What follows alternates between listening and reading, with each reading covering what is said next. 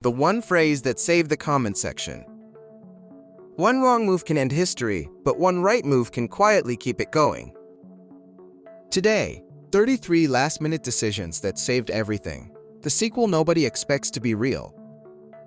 We've got a hijacked plane revolt, a nuclear torpedo veto, and a jet gliding into a racetrack.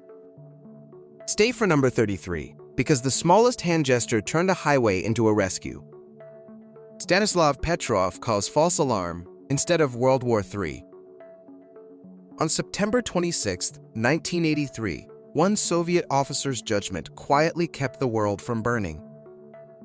Lieutenant Colonel Stanislav Petrov sat at Saprikov-15, watching early warning satellites for launches. Just after midnight, the screen screamed that American missiles were already incoming. Then it added more launches, like the system was stacking doom in real time. Petrov noticed something off because the count was tiny for a real first strike. He also knew the satellites were new, and glitches were not science fiction. Instead of calling Moscow and triggering protocol, he reported a malfunction and waited. Minutes crawled by with sweat and silence, until ground radar showed nothing at all. The attack was sunlight reflecting off high clouds, not rockets over the Arctic. 2. Vasily Arkhipov refuses to launch a nuclear torpedo. On October 27, 1962, a submarine argument stopped the Cuban Missile Crisis from turning nuclear. Soviet sub B-59 was deep in the Caribbean, hunted by U.S. destroyers above. The Americans dropped signaling depth charges, trying to force the sub to surface. Inside, heat climbed past 100 degrees, batteries fell, and radio contact was gone. Captain Valentin Savitsky believed war had started and ordered a nuclear torpedo readied. Soviet rules required 3 senior officers to agree before firing that weapon. 2 men said yes, including the political officer, as alarms and shouting echoed. Vasily Arkhipov said no, insisting they surface first and confirm reality. They surfaced, the crisis cooled, and the world never learned how close it came. 3. Apollo 13 engineers build the mailbox CO2 fix. On April 14, 1970, Apollo 13 became a survival puzzle, not a moon mission.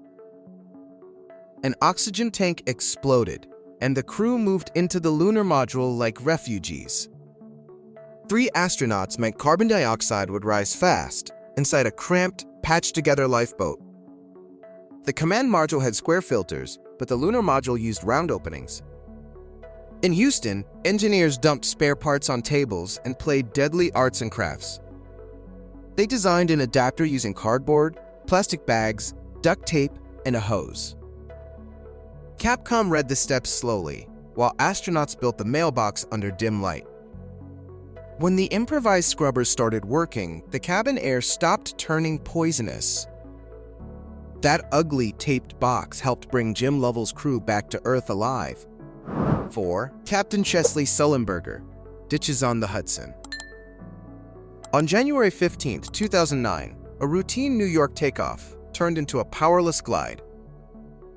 U.S. Airways Flight 1549 hit a flock of geese, and both engines failed fast.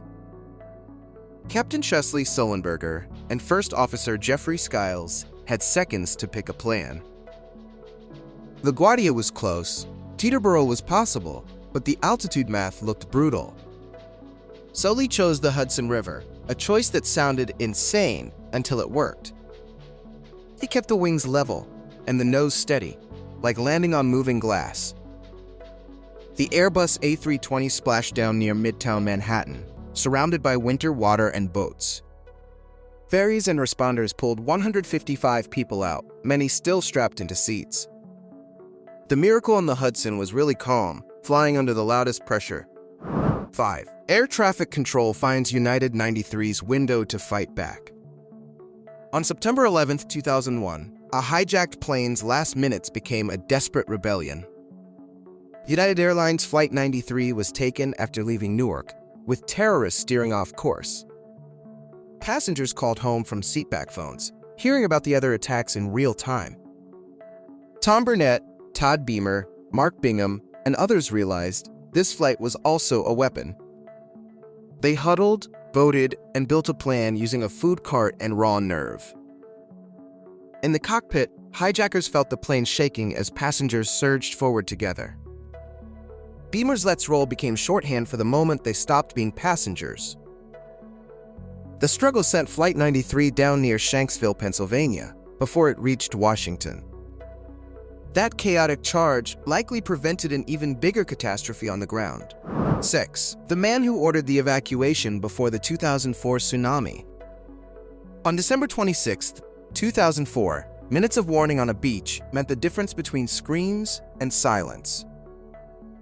At Mai Khao Beach in Phuket, Thailand, the ocean suddenly pulled back unnaturally far. A British schoolgirl, Tilly Smith, recognized the sign from a recent geography lesson. She begged her parents and nearby adults to move people away from the shoreline. Hotel staff and guards started shouting and herding tourists uphill, away from the sand. Some people hesitated, staring at exposed seabed like it was a free attraction. Then the Indian Ocean tsunami arrived, a wall of water chasing the retreating crowd. That stretch of beach reportedly cleared out, while nearby areas were slammed brutally. 7. Japanese mayor who saved his town with a seawall obsession. In March 2011, one small Japanese village stayed standing while neighbors were erased. Fudai, in Iwate Prefecture, had a massive floodgate and seawall blocking the valley mouth. Decades earlier, Mayor Kotaku Wamura pushed the wall's height to about 15.5 meters. Residents complained about costs and views, calling it overkill for a fishing town. When the Tohoku tsunami surged in, it smashed towns along the Senriku coast. In Fudai, the water rose, hit the barrier, and spilled far less inland. People watched from higher ground, stunned at the controversial concrete actually held. Afterward, the same wall became a monument to stubborn planning, not ugly spending. Wamura's too-tall floodgate turned a death-sentence coastline into a rare safe pocket. 8. The Soviet officer who stopped a nuclear reactor disaster at Chernobyl's sister plant. In December 1983, a reactor flaw was spotted early, yet the world shrugged anyway. At Lithuania's Ignalina nuclear power plant, Unit 1 had just come online. Operators noticed control rods could briefly spike power when inserted, a terrifying behavior. This was an RBMK design issue, the same reactor family later used at Chernobyl. The rods did not jam that day, and boron still slowed the reaction down. Engineers documented the dangerous graphite tip effect and warned other RBMK stations. But the fix was not fully addressed across the system until after 1986. It's a near-miss story, where the warning existed, but the response lagged. Sometimes the last-minute decision is noticing the monster, even if nobody cages it. 9. The 3 divers who opened the valves under Chernobyl. In late April 1986, 3 men volunteered for a task everyone called suicidal. Chernobyl's Reactor 4 had exploded on April 26th, and the plant flooded dangerously. Leaders feared molten fuel could hit water below and trigger a violent steam blast. Engineers needed valves open to drain the bubbler pool under the reactor ruins. Alexei Ananenko, Valery Bezpalov, and Boris Baranov went into dark radioactive water.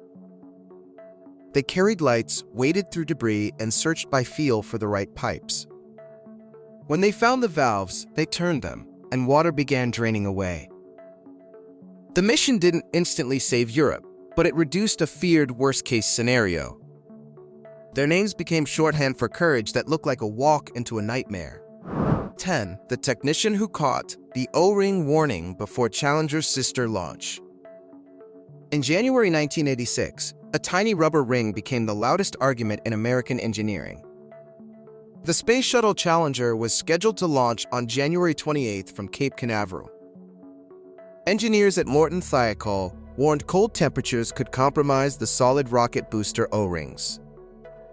They pushed managers to delay, describing erosion risks from earlier flights as serious red flags.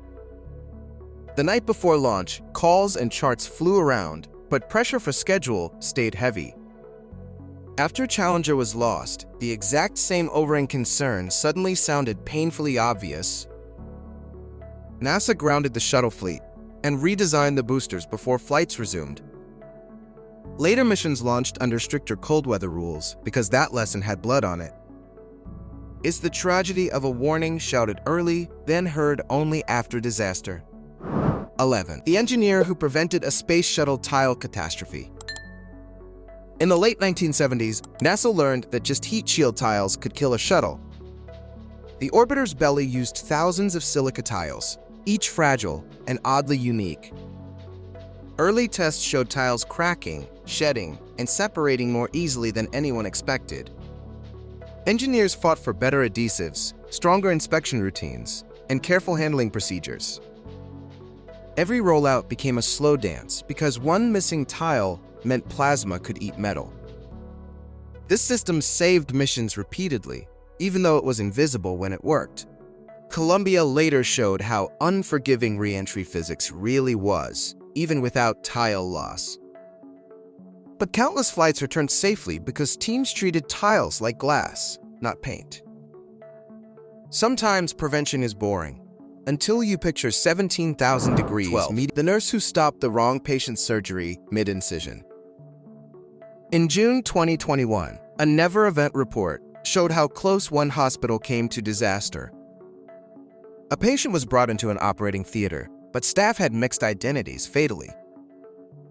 Names sounded similar, paperwork drifted, and confirmation steps became rushed routine. During the procedure, clinicians used another patient's first name, and the wrong patient answered. That response should have been impossible, yet everyone in the room kept moving forward. A nurse noticed mismatches and pushed for a hard stop, cutting through momentum. The team halted, checked details again, and realized the patient on the table was wrong. What saved them wasn't genius. It was one person refusing to be politely quiet. The scariest part is how normal the room felt until the error finally surfaced. 13. The doctor who noticed the wrong blood type just in time. In emergency rooms, one label can decide whether a patient walks out or disappears. Hospitals use barcodes, cross-matching, and double checks because humans misread under stress. There were real cases where transfusion bags were almost hung for the wrong patient. A doctor or nurse catches it by noticing a mismatch in ID band and paperwork. The moment feels small, like comparing letters, but the biology consequences are enormous. Wrong type blood can trigger rapid hemolysis, basically the body attacking the transfusion instantly. So teams pause, recheck, and call the blood bank before the line ever opens. It's a life-saving decision that looks like annoying paperwork from the hallway. Sometimes the hero moment is simply saying, wait, this ABO doesn't match. 14. The dispatcher who kept a kid talking through a home invasion. In 2015 and 2016, 911 dispatchers repeatedly saved people by keeping them calm and focused. When a terrified kid whispers into a phone, every loud breath can give them away. Dispatchers use simple questions, steady timing, and reminders to stay hidden and quiet. They listen for footsteps, doors, barking dogs, and the shaky pauses between words. Police get updated directions in real time because houses are mazes at night. In several recorded calls, dispatchers kept children talking until officers reached the room. The turning point is often one instruction like, stay on the line, don't move. It's not action movie bravery, it's controlled patience in the middle of fear. And the kid survives because someone's calm voice became an anchor in darkness. 15. The cop who recognized a kidnapping signal in traffic. On November 4, 2021, a teen in a moving car used a silent hand signal for help. A passing driver noticed the gesture on Interstate 75 near London, Kentucky. The signal was simple, thumb tucked, fingers folded, but it carried a clear message. The motorist called 911 and followed at a safe distance, updating dispatch with exits. Laurel County Sheriff's deputies stopped the vehicle and found a missing 16-year-old girl inside. They arrested James Herbert Brick, a 61-year-old man, after the roadside investigation unfolded. The teen later said she learned the signal online and tried it repeatedly. That one observant stranger turned a highway blur into a rescue with coordinates. It's wild how a tiny hand movement can outrun a kidnapper's control. 16. The flight attendant who spotted smoke before anyone smelled it. On July 11, 1996, TWA Flight 800 showed how fast hidden danger can win. Flight attendants are trained to watch for odors, heat, and odd electrical behavior. On other flights, attendants have caught smoke early and forced landings before cabin flames spread. A faint burning smell can mean wiring, a galley fault, or a fire behind panels. They move quickly, grab extinguishers, check lavatories, and call the cockpit immediately.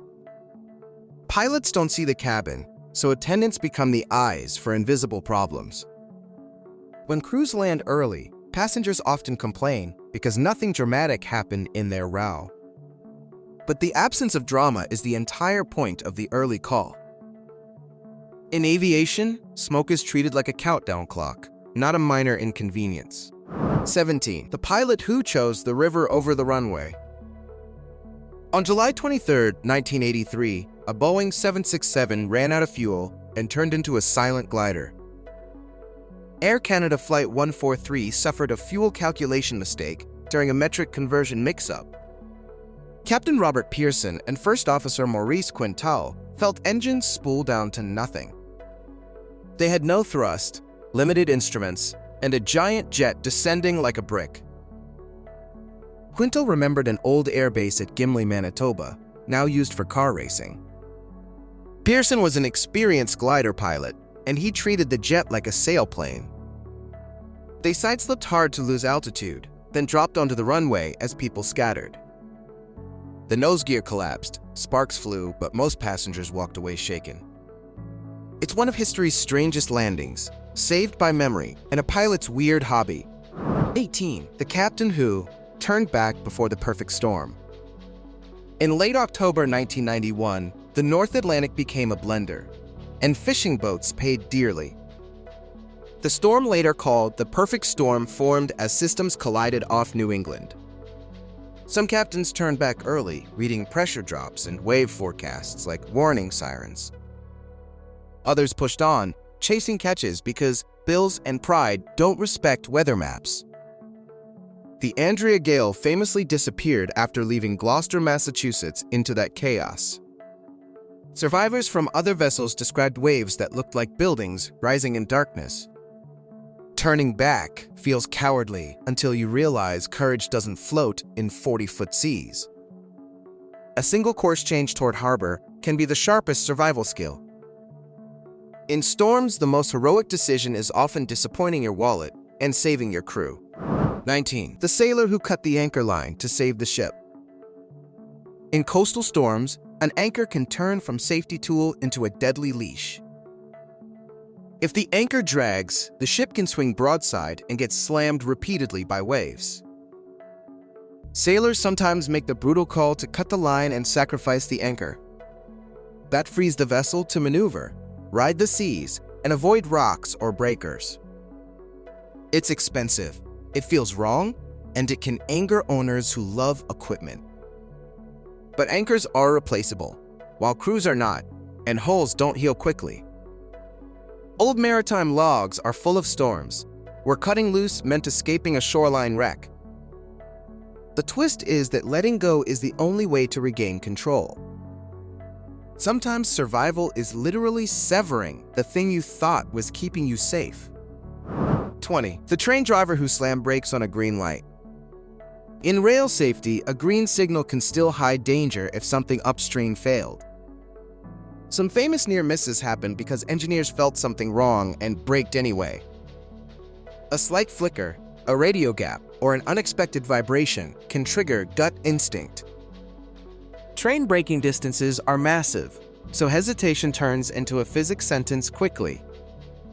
Drivers who stop early sometimes discover a stalled train ahead or a switched track. Dispatchers later call it unnecessary until the report shows how close it was. The public rarely hears these because nothing crashed and nobody wants panic headlines. But the decision is real. Trust the light or trust the weird feeling. In trains, the bravest move is stopping when everyone expects you to keep rolling. 21. The signalman who changed one switch and prevented a head-on collision. On busy rail networks, one wrong switch can aim two trains into the same corridor. Signal operators watch panels of lights that represent miles of track and moving steel. A delay, a misread label, or a rushed click can create a deadly overlap.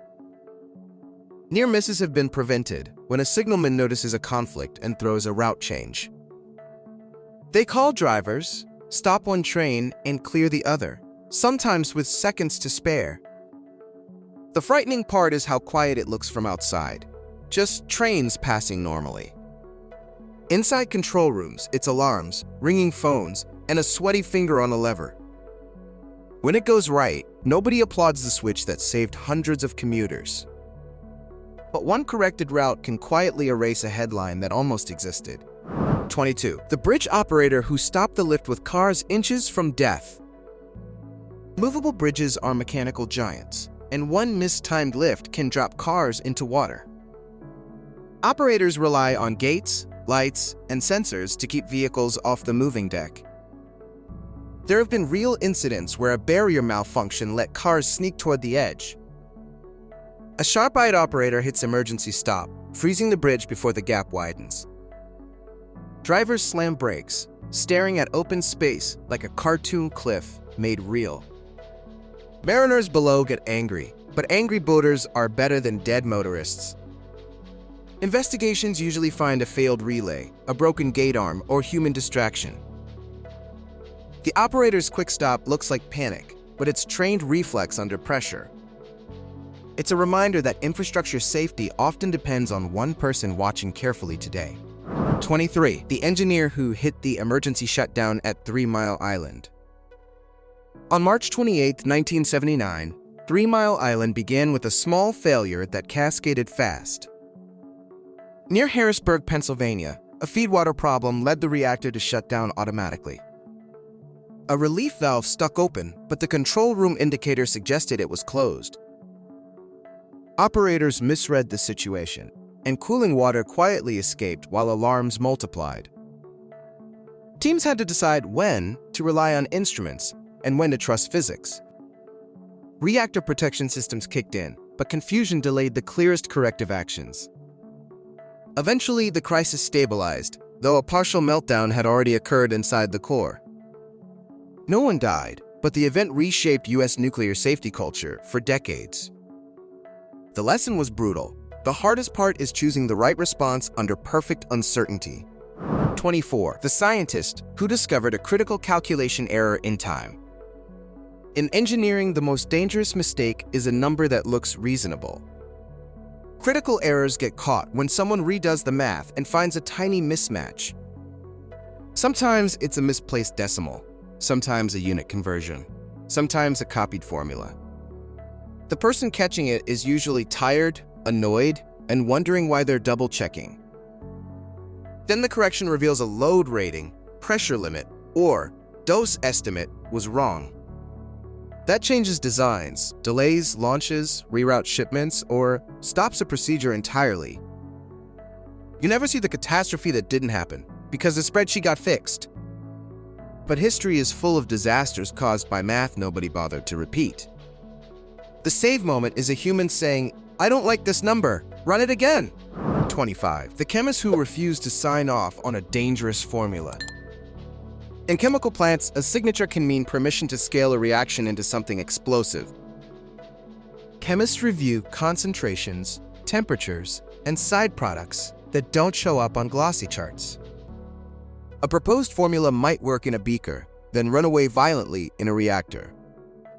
Some disasters happened because warnings were ignored, and some were avoided because someone refused.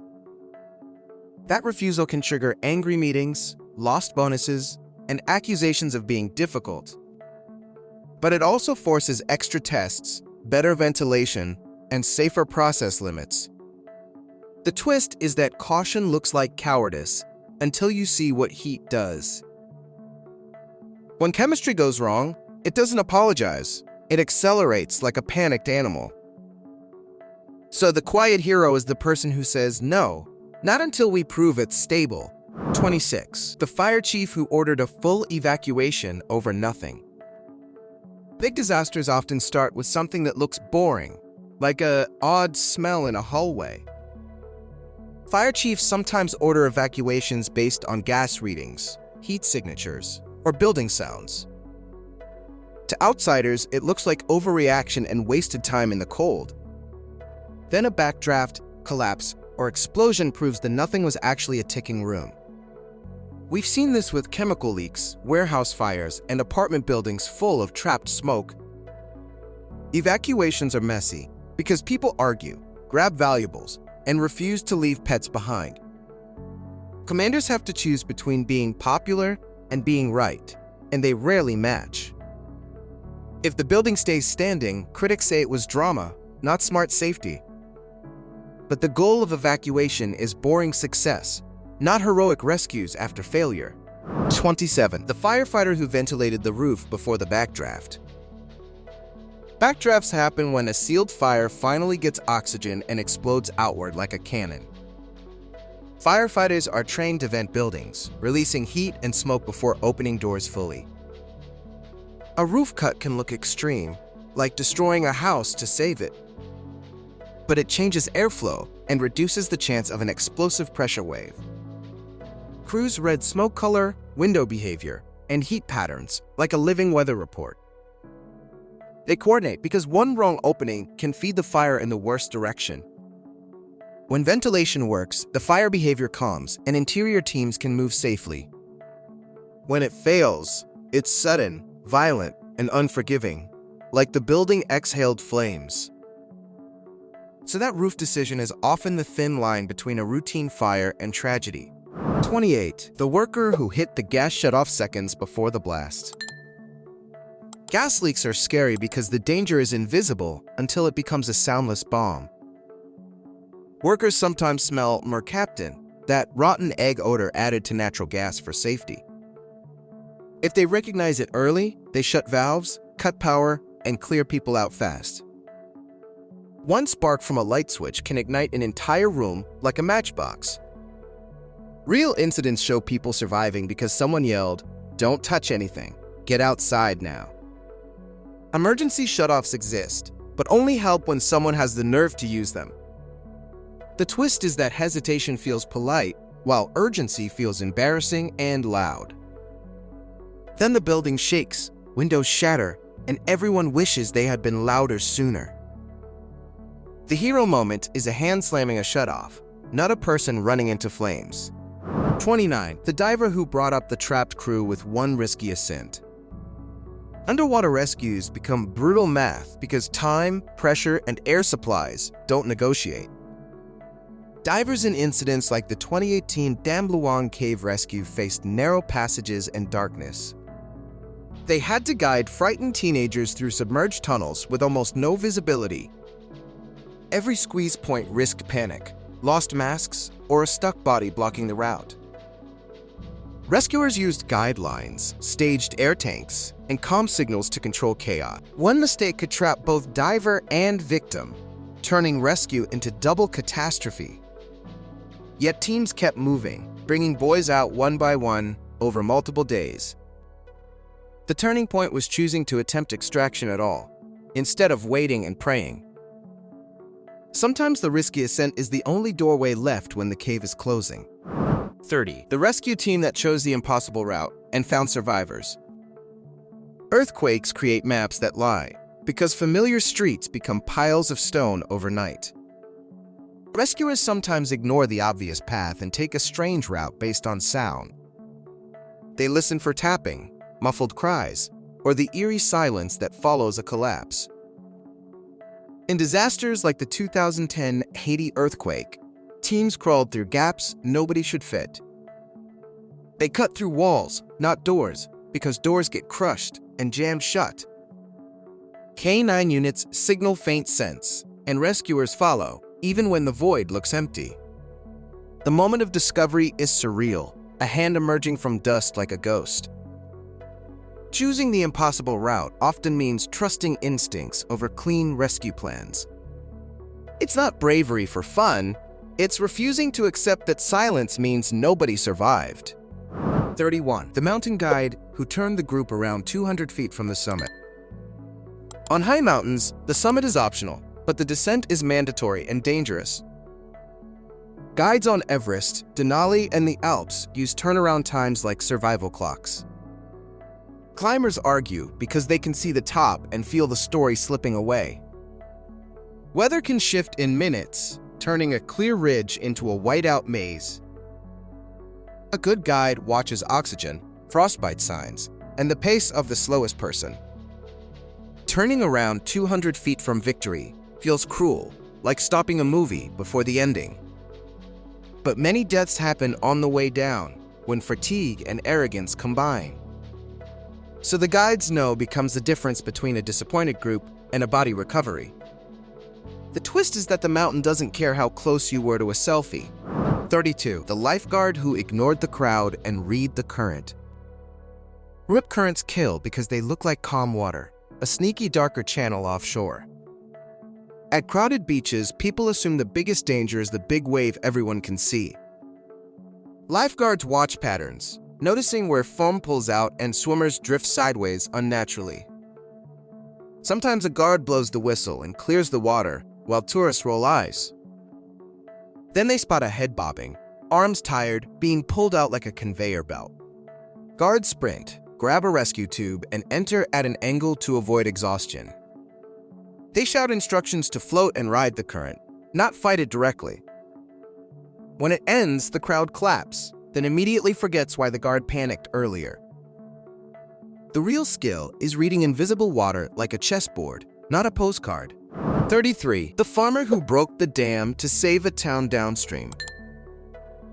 Floods force ugly choices, because water will go somewhere, whether you like it or not. In some historic floods, farmers opened fields or cut levees to redirect surges away from towns. It ruins crops, destroys equipment, and can wipe out a family's income instantly. But it can also drop river height enough to spare homes, hospitals, and bridges.